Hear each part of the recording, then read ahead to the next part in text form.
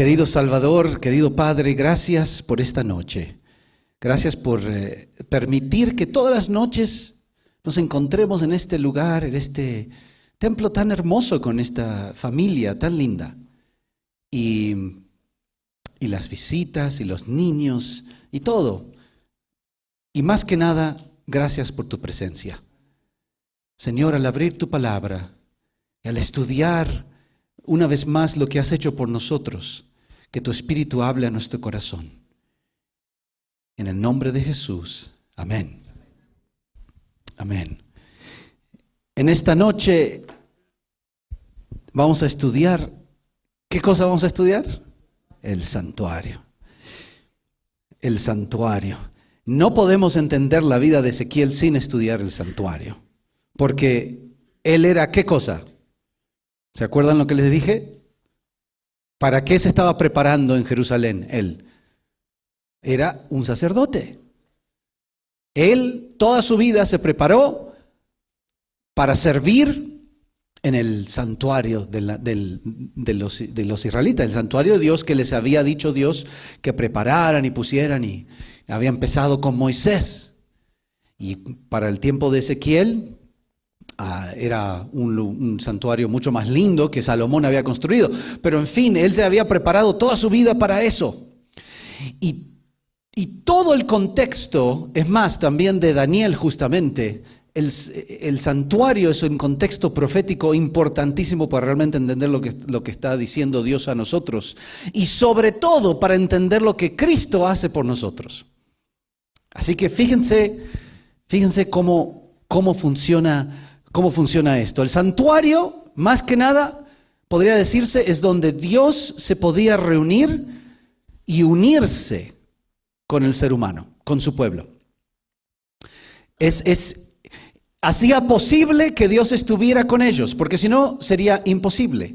Él desde un principio estaba la columna de fuego y ellos seguían a la columna de fuego. Cuando se paraba la columna de fuego, ahí ponían la tienda. La primera era una tienda, porque la tenían que mover de un lado al otro, ¿no? Entonces ponían la tienda y ahí se ponía la columna del fuego, la gloria de Jesús mismo, y todo el campamento alrededor. Y Cristo en el medio de ellos. Eso es lo que más quiere Jesús, estar en medio de su pueblo, estar junto a ti por toda la eternidad. Eso es lo que está tratando de hacer.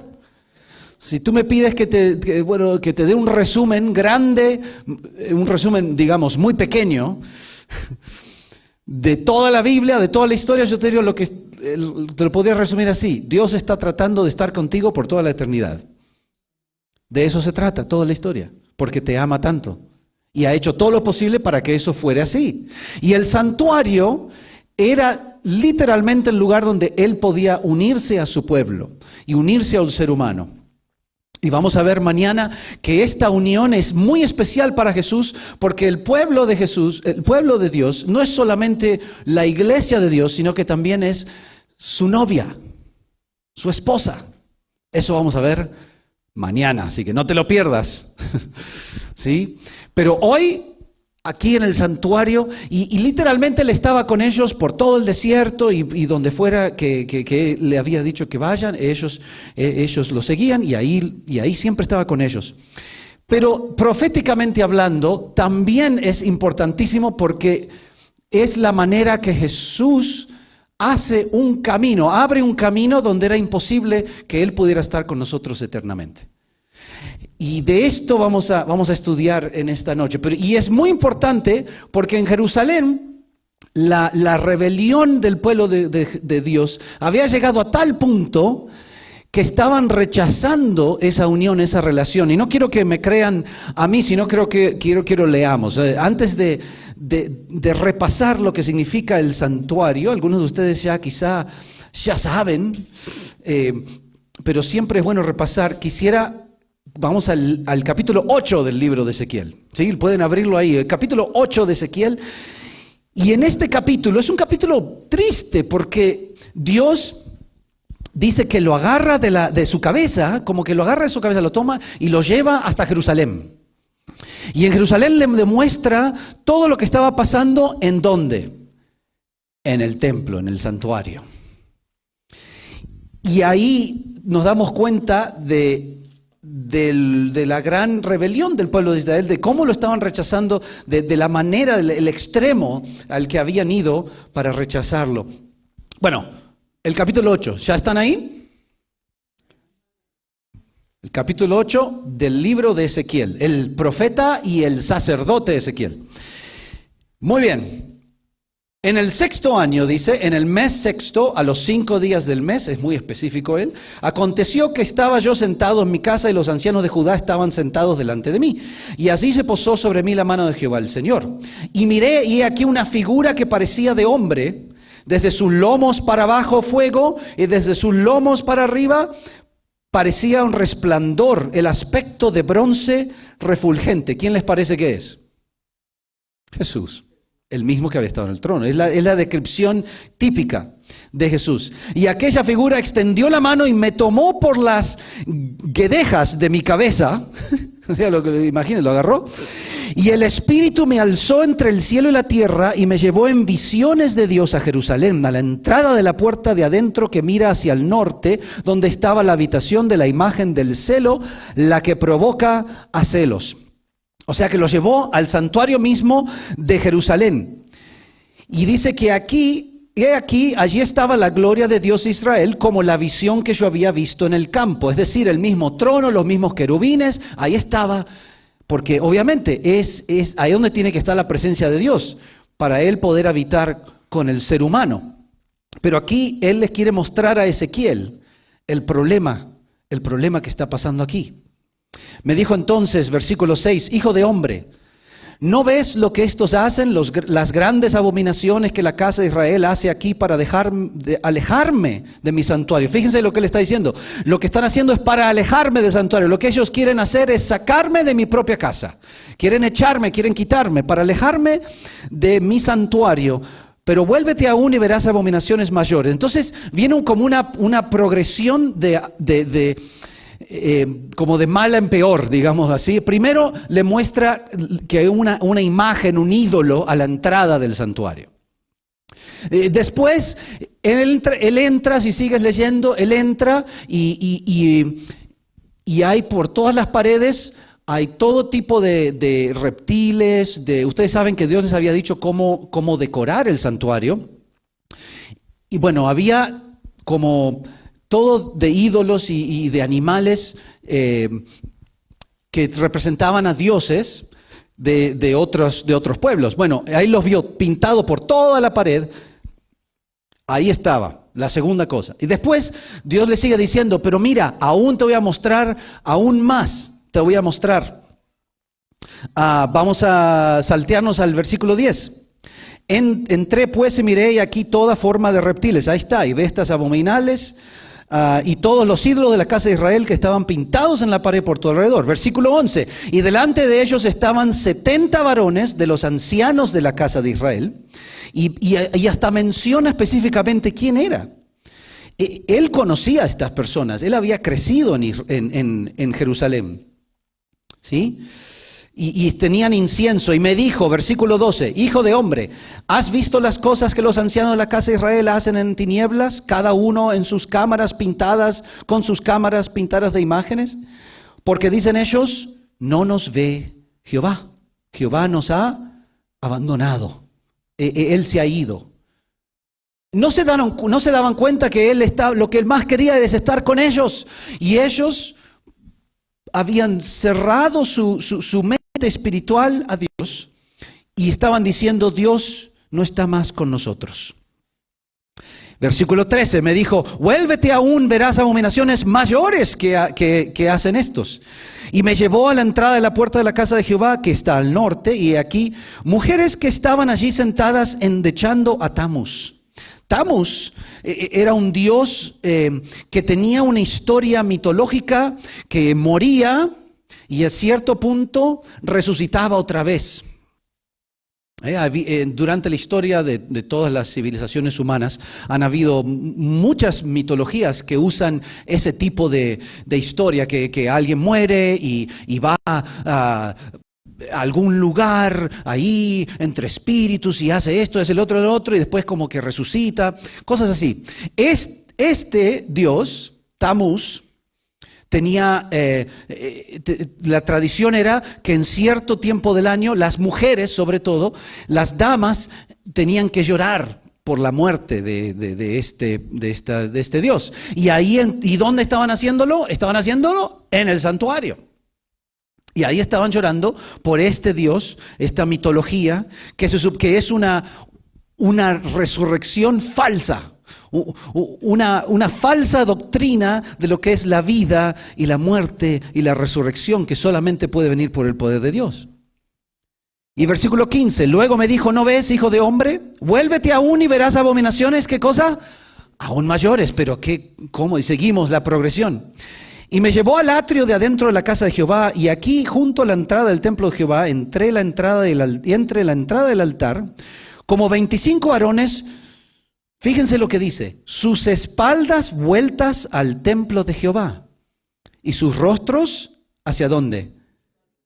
Hacia el oriente, es decir, hasta el este, y adoraban al sol, postrándose hacia el este, hacia el oriente. ¡Wow! O sea que vemos varias cosas que Dios le muestra, lo que está pasando en Jerusalén. Aquí tenemos Tammuz, una especie de Mesías falso, y los varones adorando al sol. Y esa imagen, si volvemos al artista, ¿no? Esta concepción artística de lo que podría haber sido. Imagínense, claro, esto es en el desierto, no es como lo que tenían en ese entonces. Pero en vez de estar dándole la cara a donde estaba la presencia de Jesús, le está dando la espalda. Y está mirando hacia el sol, hacia el este, adorando el sol. ¿A ti te gusta que te den la espalda? Cuando tienes un amigo, una amiga, tu esposo, tu esposa, y están enojados quizá, o no están comunicándose bien, y no te dice nada y se da vuelta nomás y te da la espalda. ¿Cómo te hace sentir? Como dicen en inglés, el silent treatment. No, seguro que aquí nadie sabe lo que es eso. Pues se siente feo, ¿no? Y así Dios le estaba mostrando a Ezequiel, mira Ezequiel, esto es lo que está pasando, me están forzando a irme, me están echando de mi propia casa. Eso es lo que está pasando. Y en esta noche quiero repasar qué es lo que ellos estaban rechazando. Porque quizá no entendemos la importancia, y sobre todo proféticamente, este concepto del santuario es importantísimo, porque tú y yo también somos llamados a ser parte del plan de salvación que Dios está haciendo por nosotros, y lo está haciendo por su ministerio en el santuario. Entonces vamos a repasar. Pongan su mente como si estuviéramos todos en una clase, ¿sí? No, la escuela, no, por favor. We can do this.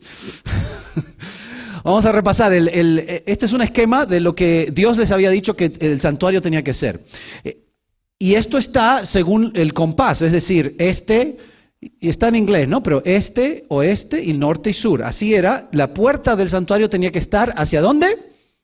Hacia el este, es decir, cuando Ezequiel dice que están dando su espalda al santuario y están virando hacia el este, ellos están aquí, mirando hacia allá, adorando al sol, con sus espaldas al altar, con sus espaldas a todo lo que Jesús había hecho y iba a hacer por ellos en el futuro, como Salvador.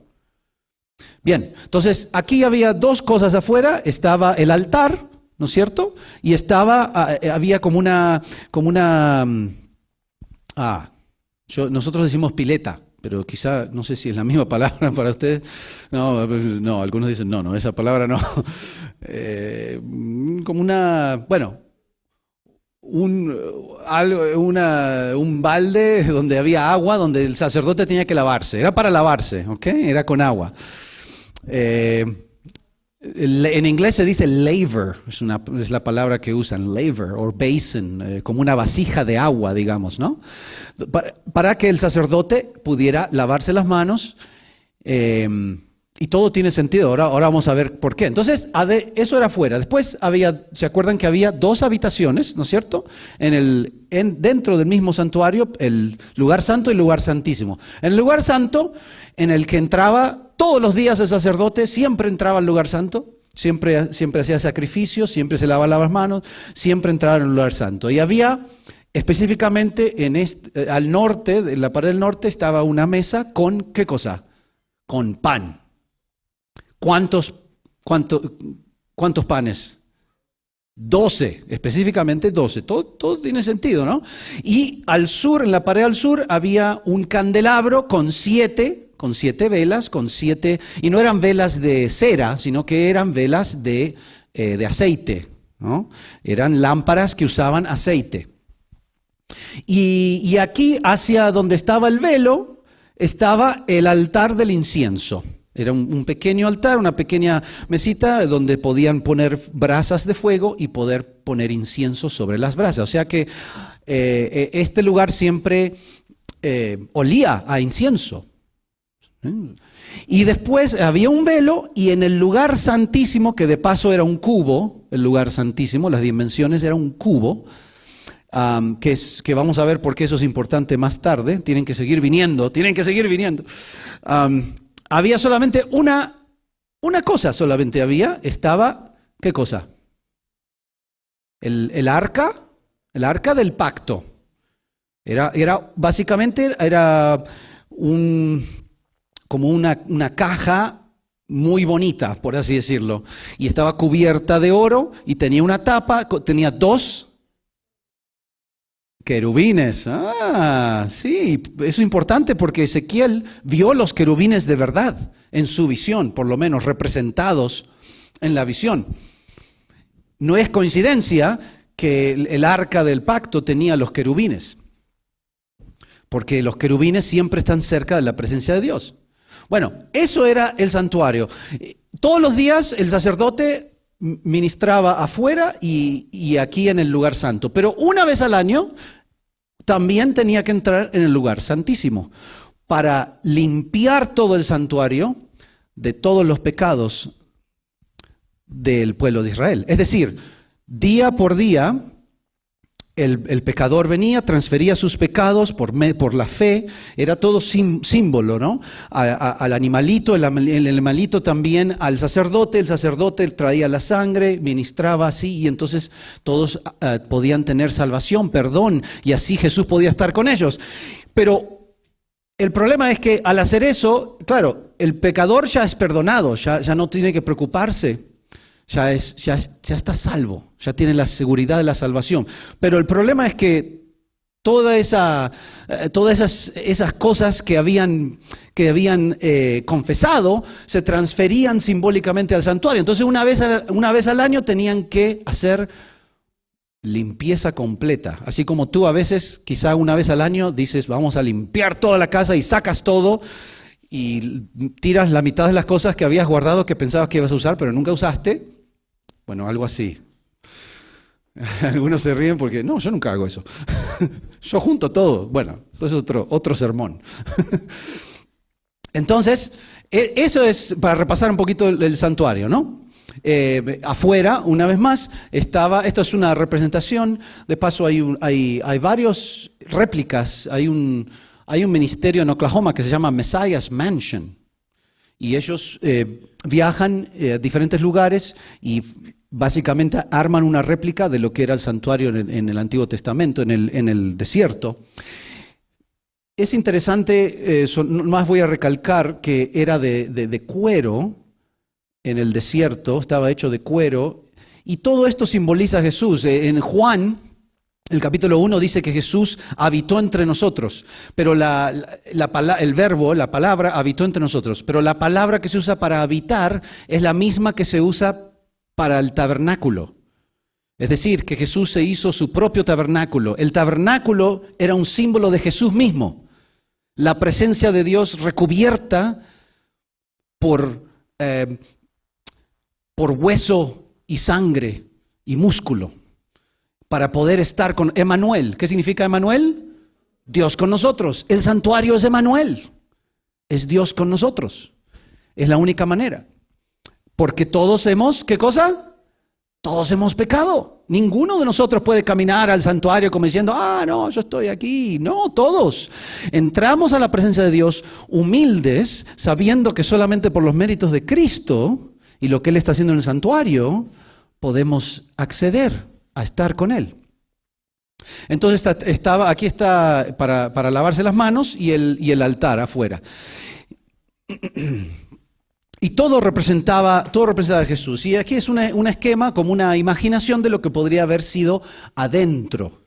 ¿No es cierto? Esto ya sería el que construyeron. Bueno, no, quizá, no, es igual una maqueta, un esquema de lo que era en el desierto, porque ellos tenían estas pilares, que si todo se tenía que llevar a medida que se movieran de un lugar al otro. Pero aquí están el pan, el candelabro, el incienso, el velo y el arca del pacto.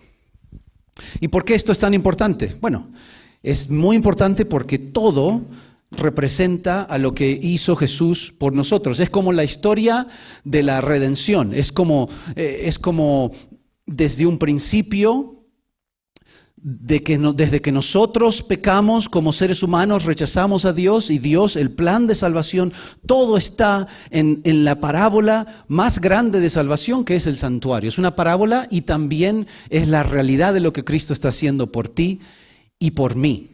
Entonces, cada aspecto representa algo diferente del ministerio de Jesús y de nuestra vida con Él.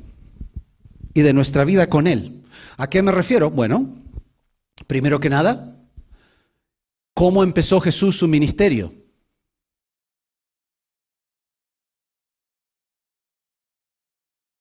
No es una pregunta retórica. Díganme, ¿cómo empezó Jesús su ministerio? ¿Qué es lo primero que hizo para comenzar su ministerio? A ver. Cuando convirtió el agua en vino, pero antes de convertir el agua en vino,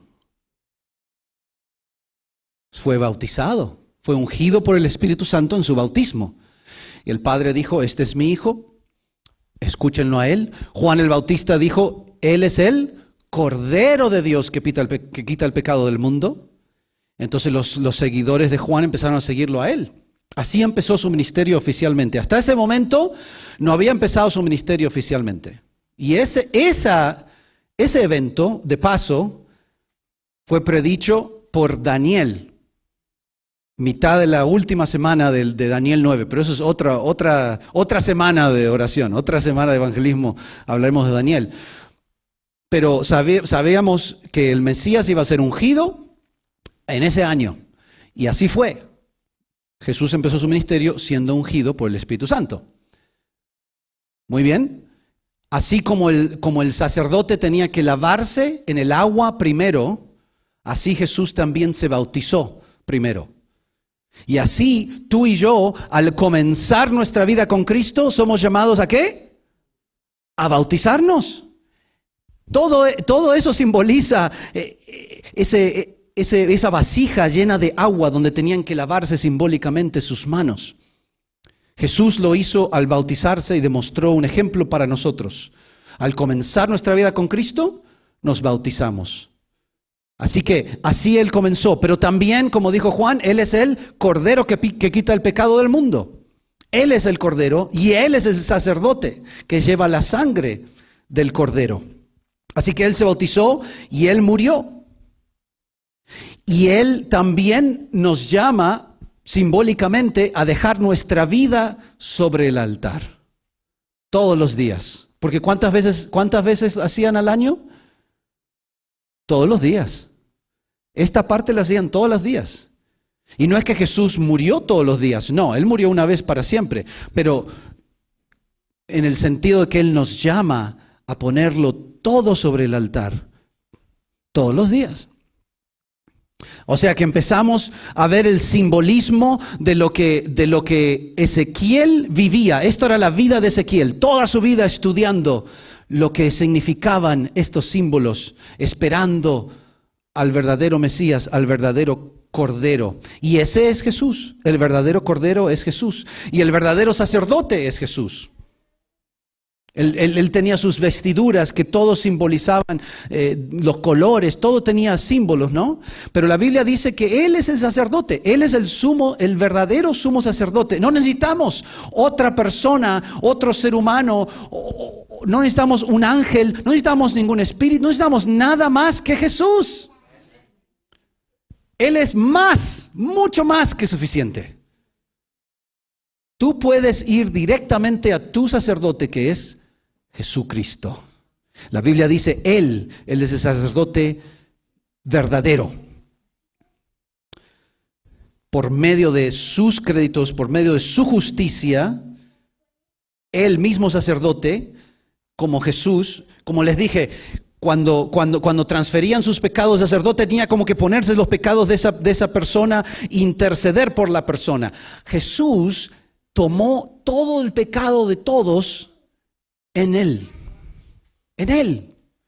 Desde Adán hasta nosotros, todas las acciones equivocadas que hemos tomado, todas las veces que hemos lastimado a alguien, todas las veces que ha habido injusticia, todas las veces que ha habido sufrimiento a causa de pecado, todo eso lo cargó Jesús sobre sí mismo como sacerdote. La Biblia dice que aunque Él no conoció pecado, Él se hizo pecado para que nosotros podamos ser la justicia de Dios. Así que nuestros pecados, cuando confiesas tu pecado, Él lo toma, Él ya lo tomó en la cruz, ya lo hizo. Entonces, es como explicarte, Él ya tomó tu pecado, pero es tu decisión si eso va a ser efectivo en tu vida o no. Entonces, pero cuando tú confiesas tu pecado, ya no tienes que preocuparte de ese pecado. Primera de Juan 1:9 dice, Él es fiel y justo para perdonarte y limpiarte de toda maldad. Dice, a la persona que confiesa su pecado, que viene a su sacerdote, al único intercedor que tenemos entre nosotros y el Padre, si tú vienes confesando tus pecados y vienes a Él y Él dice, te promete que Él es fiel y justo para perdonarte. Quizá viniste esta noche pensando, no, me gusta, yo quiero estar con Dios, pero realmente me siento incómodo, Jesús no me puede perdonar, ya tú no sabes lo que he hecho. No sé y quizá no quiero saber. Así como tampoco tú sabes lo que he hecho, tú no sabes lo que yo he hecho y no quieres saber tampoco. Todos hemos pecado. El punto está que todos debemos aprender a confesar, todos debemos aprender a arrepentirnos y hablar directamente con nuestro sacerdote. Él intercede por nosotros. Él toma todo el pecado sobre Él. Todos los días podemos tener esa seguridad de la esperanza de su perdón. Bien, la Biblia dice que, entrando en el lugar santo, la Biblia dice que Jesús dice, yo soy el pan de vida. Él les dice, cuando estaba aquí en la tierra, les enseñó que Él era el pan, Él fue el maná, Él fue el pan. Esa presencia simbolizaba la presencia de Cristo. Y también simboliza la presencia de Cristo en nuestra vida. Como dijimos ayer, ¿qué es lo que comemos todos los días? ¿Cómo comemos la presencia de Cristo todos los días?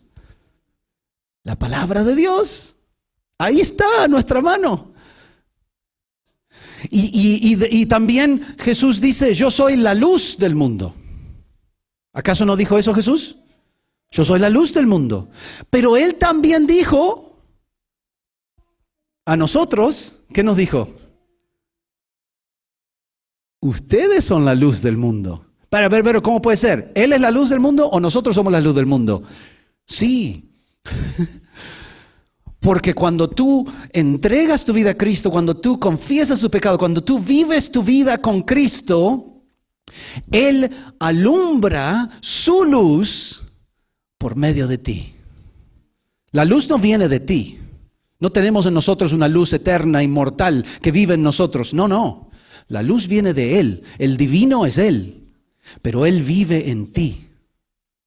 Cuando tú te acercas a Él y dejas abrir, cuando abres todo tu corazón, Él vive en ti. Así como vivía en el santuario, Él vive en ti, literalmente y espiritualmente. Así que Él es el pan y la luz, y nosotros también podemos acceder a ese alimento de su palabra, podemos ser la luz del mundo. Y el incienso, la Biblia dice que simboliza las oraciones. Él escucha nuestras oraciones. Y nosotros podemos aprender a venir a Él con todos nuestros problemas, con todo lo que nos está molestando, todo lo que nos preocupa, todo. Puedes traerlo a Jesús. Él se transforma en tu roca, Él se transforma en tu guía, Él se transforma en tu fuerza cuando tú no tienes más fuerzas. Por medio de la oración, Él puede darte la fuerza que nunca pensabas que era posible. Puedes llegar a hacer cosas por Él y para tu familia que nunca pensabas que podías llegar a hacer. Así, por medio del estudio de la Biblia y la oración, tú tienes acceso al poder más grande de todo el universo.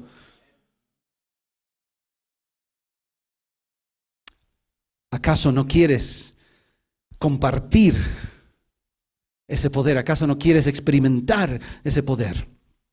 Claro que sí. Y bueno, en el lugar santísimo vemos como que todo significa algo de Jesús y nuestra vida con Él. En el lugar santísimo estaba el arca del pacto, y dentro del arca del pacto estaba la ley de Dios, los 10 mandamientos. Pero todos hemos pecado y hemos quebrantado la ley.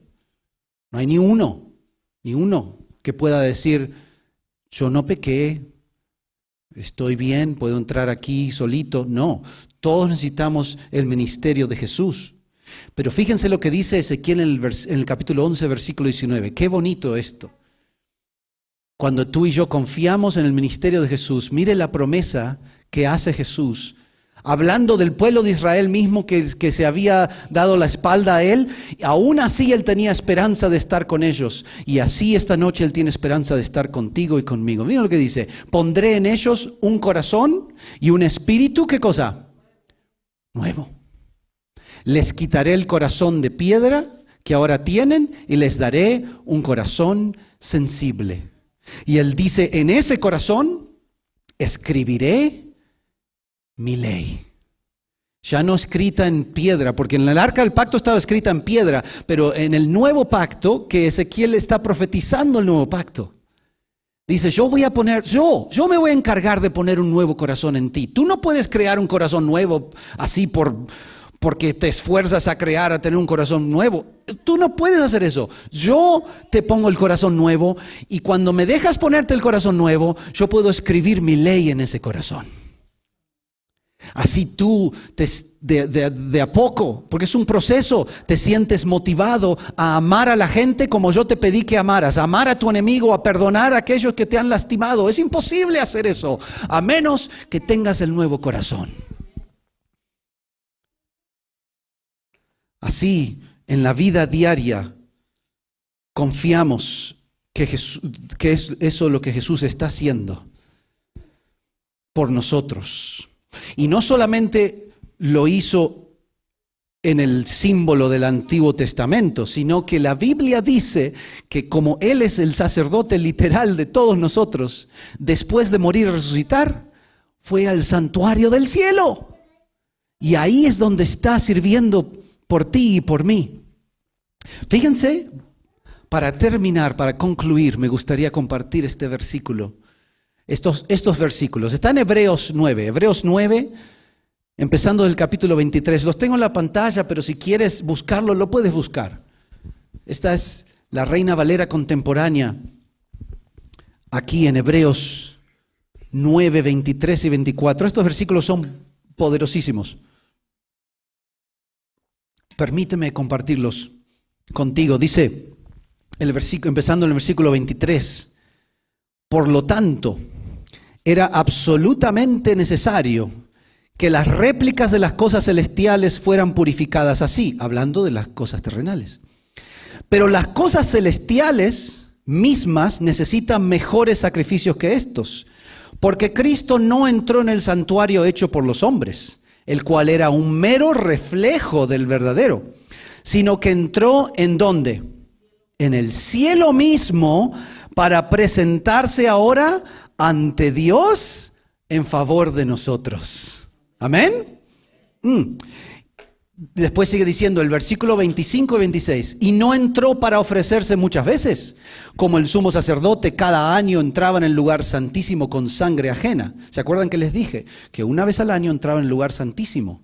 Eso se llamaba el día de ¿qué cosa? De la expiación. En hebreo dicen Yom Kippur. Que de paso acaba de suceder. Siempre pasa como en octubre, por ahí. ¿No es cierto?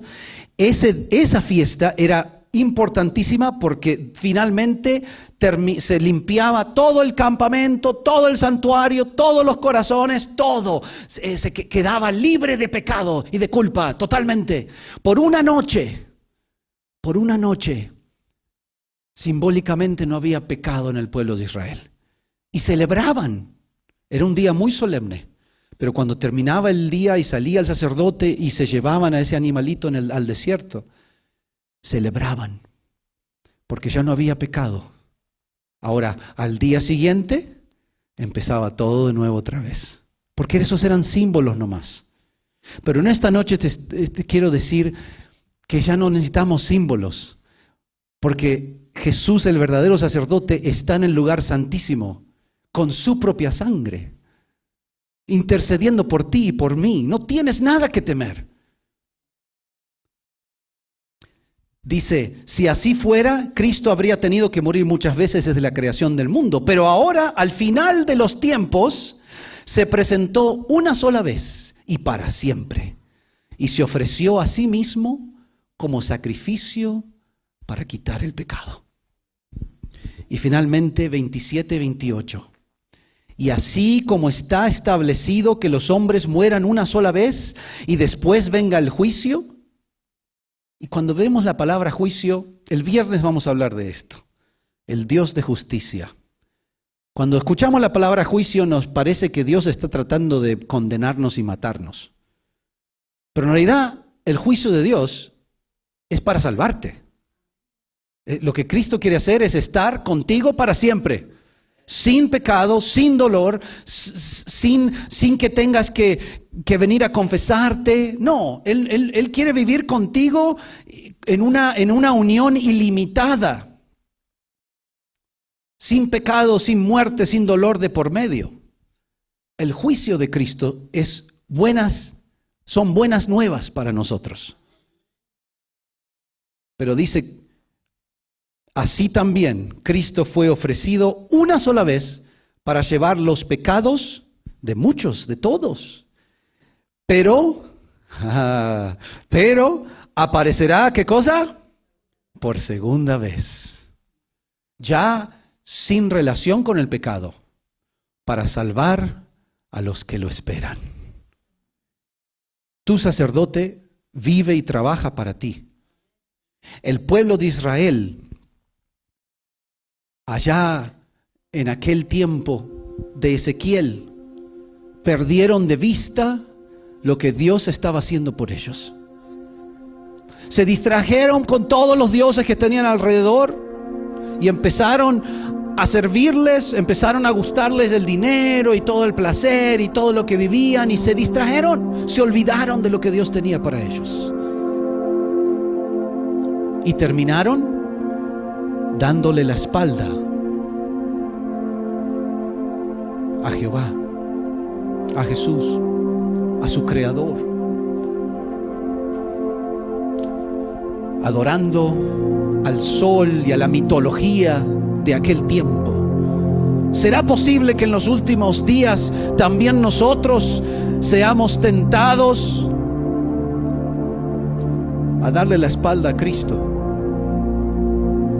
y a mirar al sol y a la mitología de hoy? No es coincidencia, no, porque yo veo en la vida de Ezequiel muchas de las mismas cosas que nosotros tenemos que vivir. ¿Sí lo ven? Ahí está. Pero Jesús está allá en el lugar santísimo intercediendo por ti y por mí. Acá ¿Acaso vamos a darle la espalda a aquel que nos creó y nos salvó? No. En esta noche te pido, vuélvete a Él. Dios nos ha llamado a ser embajadores del Evangelio, y en esta noche yo no tengo autoridad más que los méritos de Cristo y el Evangelio. Como embajador del Evangelio te digo, vuélvete a Él. Él te perdonará. Si Dios estaba dispuesto a perdonar al pueblo de Israel, ustedes vieron todo lo que Ezequiel vio. Y Dios aún estaba dispuesto a perdonarlos. Él les dijo, yo voy a dejar que Babilonia los lleve, pero después los voy a traer hacia mí. Ustedes son mi novia. Yo todavía quiero un casamiento. Tengo los zapatos listos.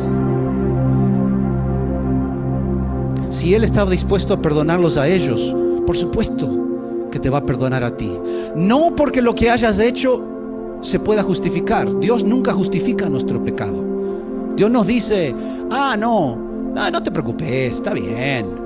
No, Él dice, mira, tu pecado es un problema serio, tu naturaleza pecaminosa, tu orgullo es un problema serio, tu carácter, tu enojo, lo que sea, es un problema serio. Por eso yo vine a la tierra a morir por ti, di mi sangre, por eso estoy intercediendo por ti en el santuario, para que un día pueda limpiar todo el cielo, todo el santuario del cielo, de todo ese pecado que he tenido que cargar por todos estos años. El día viene en que Él va a terminar de limpiar, claro. Vuélvete a Él. Él promete ponerte un corazón limpio. Hoy y mañana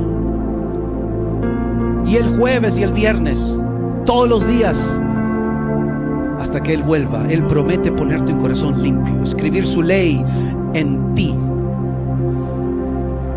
Ya hizo un camino para que puedas ser salvo, para que puedas encontrar paz, propósito en esta vida, para que puedas ser la mejor versión que tú puedas llegar a ser, para que tu familia vea la mejor versión que tú puedas llegar a ser.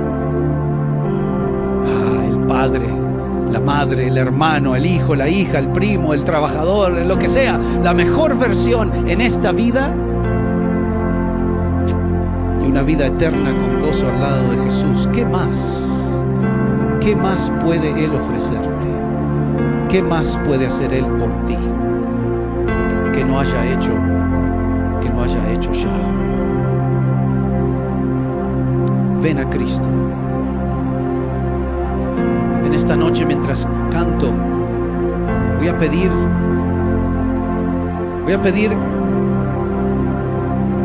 vamos a hacerlo de esta manera. Si tú ya le has entregado tu vida a Cristo, pero esta noche el Espíritu te habló a tu corazón también, mientras canto, en algún momento del canto, no digo cuándo, cuando el Espíritu te diga, puedes ponerte de pie. Y si tú no te has bautizado y quieres empezar a trabajar para empezar tu vida con Jesús, quieres ahí como el sacerdote empezar con el agua, los primeros pasos en tu vida a Cristo, te voy a pedir que vengas aquí adelante mientras canto, porque fin de cuentas toda esta semana se trata de eso. Ven a Cristo, tu sacerdote, el Cordero, la luz, pan, todo lo que tú necesitas para recibir perdón y salvación.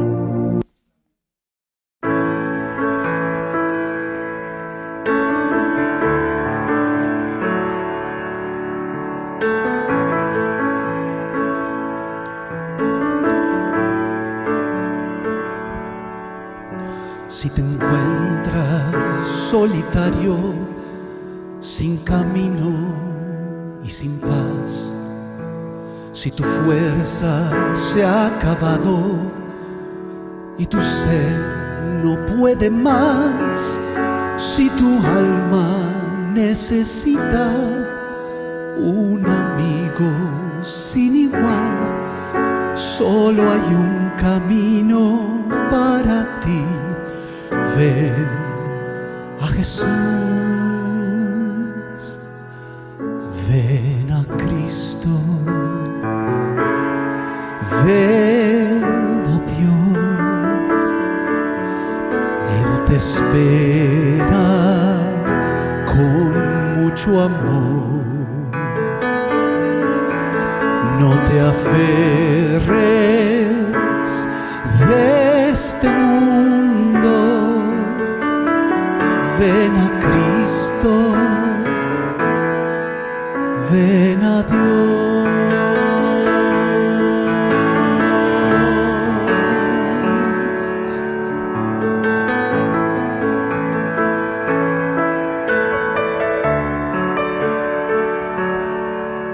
Si el pecado te ha atrapado y encadenado estás, o si sientes que el maligno se robó tu libertad, o si piensas que ya nunca Cristo te perdonará, solo hay un camino para ti.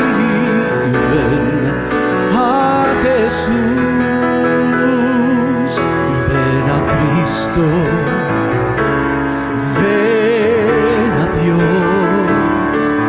Él te espera con mucho amor. No te aferres de este mundo. Ven a Cristo, ven a Dios. Solo no puedes continuar. Debes